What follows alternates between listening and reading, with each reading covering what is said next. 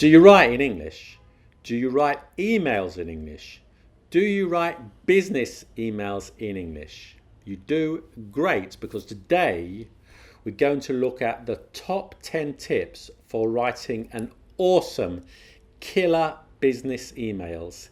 Emails that will get you that interview, clinch that sale, or establish a better business relationship with a client, a contact, or a work colleague. Emails that will kick ass. So stay tuned.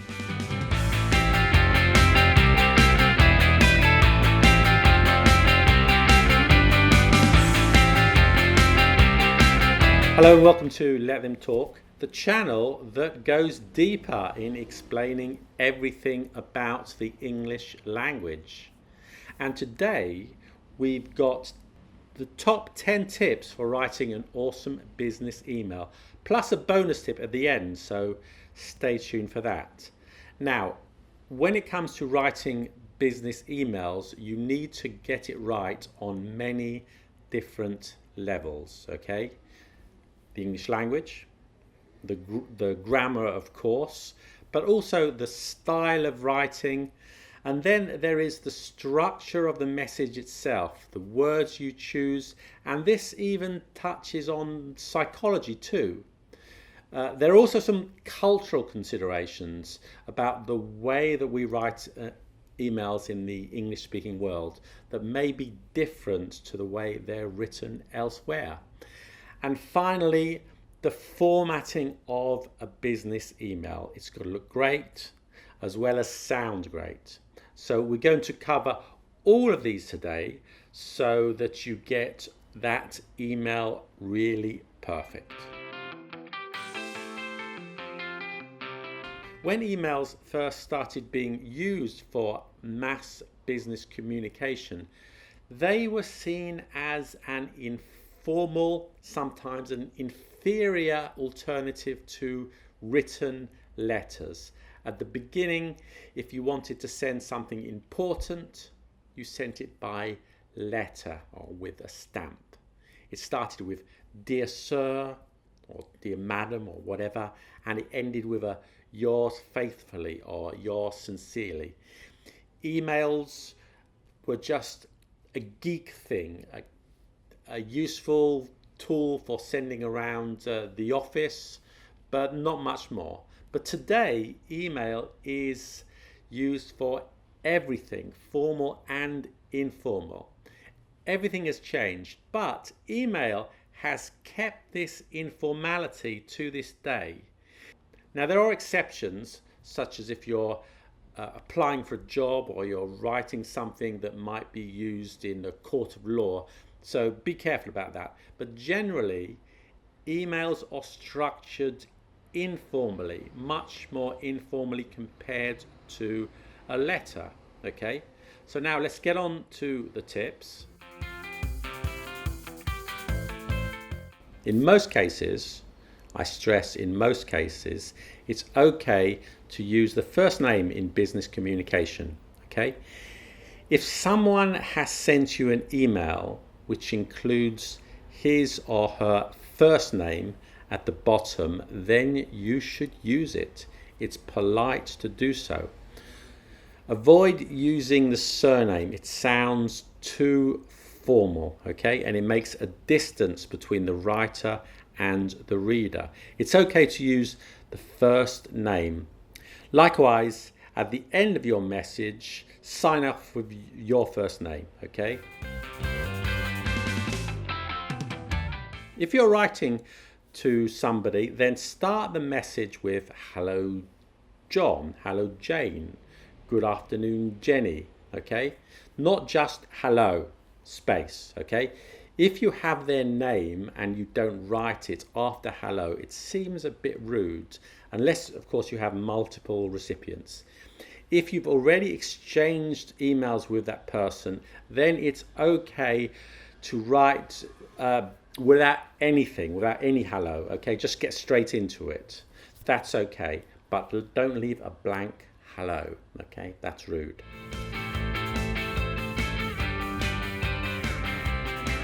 Tip number 3 is keep it short.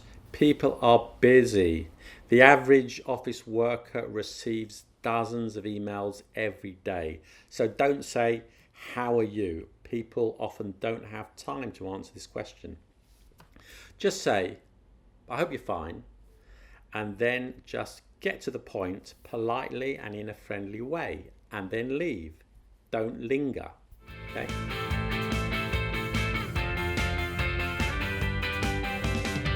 Tip number 4, the subject line should be short, clear, and catch the attention. Don't just write hello.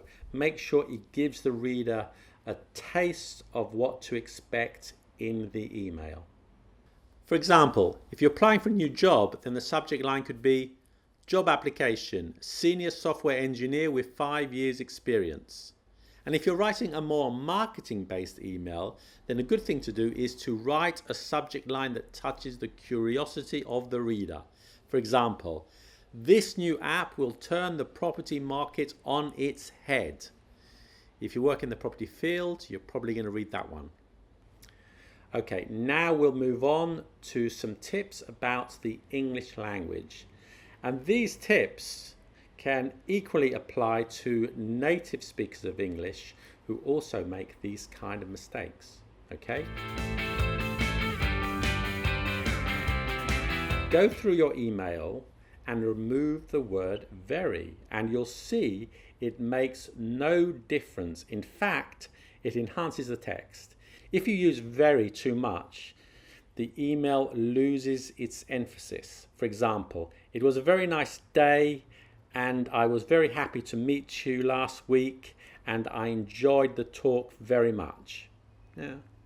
Okay, a better way would be, it was a nice day, I was happy to meet you last week and I enjoyed the talk a great deal. Much better, isn't it? If you want an email which is easier to read and sounds more confident and more convincing, then use the active voice. So instead of saying the package was delivered by John, say John delivered the package. Instead of saying the meeting has been scheduled for next week, say we've scheduled the meeting for next week. Okay? Instead of saying the work is produced to the highest quality, say we produced the highest quality of work. Okay? Sounds much easier, much more friendly, doesn't it? So by using the active voice, you sound more friendly and more persuasive. Try to avoid using negative sentences in business emails. It always sounds more convincing to use positive language. So, for example, don't hesitate to let me know if you have any questions, okay? Why would you say it like that? It contains the phrase, hesitate if you have any questions. And that's what your subconscious is understanding, okay? Don't bother me with any questions.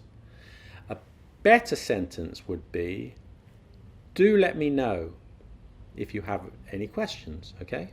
Another example of that is, don't forget to read our sales brochure. Okay, I read that and the sales brochure goes straight in the bin. Instead, say, do have a look at our sales brochure, okay? I remember once I got an email from someone I helped out, and in the email, he said, don't think I don't appreciate it. What does that mean? Okay. Now for some formatting tips. Some of these tips might be obvious, and if they are, then you can skip them or go out and get a bubble tea. But I'm including them because I've seen these mistakes so many times, okay? Tip number 8 is avoid attachments. Avoid putting attachments in your email, okay? A lot of communication these days is done through mobile, and downloading attachments is frustrating and time consuming. And so either if it's short, put the message in the body of the email, or put it on a web page and just include the link to the web page in the email, and your recipient will certainly appreciate it. Use a sans serif font or a serif font, that's fine. Don't use a cursive font. I'm sure you know what a cursive font is. And don't use Comic Sans, Wingdings, maybe yes, maybe no.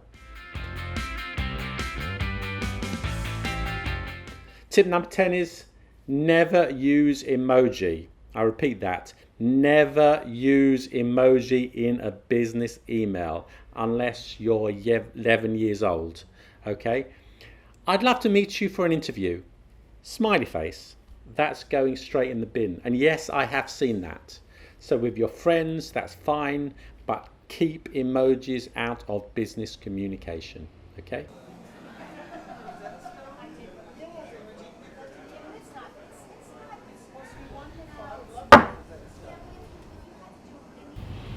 And now for that bonus tip I promised you. Be original with your sign-off. You don't have to say kind regards or kindest regards or best regards. Of course, it's okay to do so, but studies show that statistically original and personalized sign-offs get more responses. I have a friend who signs off peace and love. Okay, if that's going too far, then just find something else which is original and fits in with your personality, okay? Good vibes, stay mellow, with appreciation. Okay, so that's the bonus tip.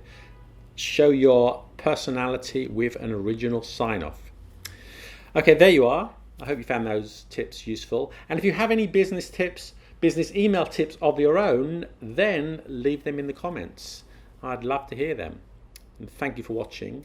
More English language videos coming soon.